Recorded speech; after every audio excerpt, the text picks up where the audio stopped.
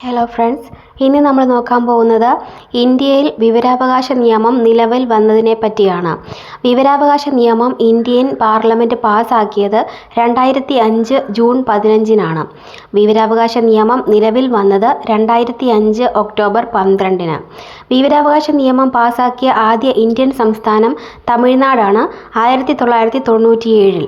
അപ്പോൾ വിവരാവകാശ നിയമം ഇന്ത്യൻ പാർലമെൻറ്റ് പാസ്സാക്കിയത് 2005 ജൂൺ 15-നാണ്. വിവരാവകാശ നിയമം നിലവിൽ വന്നത് 2005 ഒക്ടോബർ 12-ന്. വിവരാവകാശ നിയമം പാസ്സാക്കിയ ആദ്യ ഇന്ത്യൻ സംസ്ഥാനം തമിഴ്നാട് 1997-നാണ്. ലോകത്ത് ആദ്യമായി വിവരാവകാശ നിയമം പാസാക്കിയ രാജ്യം സ്വീഡനാണ്. ജനാധിപത്യത്തിൻ്റെ സൂര്യ തേജസ് എന്നറിയപ്പെടുന്ന നിയമം വിവരാവകാശ നിയമമാണ്.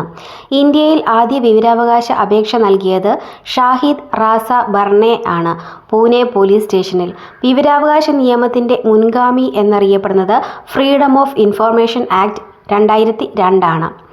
ലോകത്ത് ആദ്യമായി വിവരാവകാശ നിയമം പാസാക്കിയ രാജ്യം സ്വീഡനാണ്. ജനാധിപത്യത്തിൻ്റെ സൂര്യ തേജസ് എന്നറിയപ്പെടുന്ന നിയമം വിവരാവകാശ നിയമമാണ്. ഇന്ത്യയിൽ ആദ്യ വിവരാവകാശ അപേക്ഷ നൽകിയത് ഷാഹിദ് റാസ ബർണയാണ്, പൂനെ പോലീസ് സ്റ്റേഷനിൽ.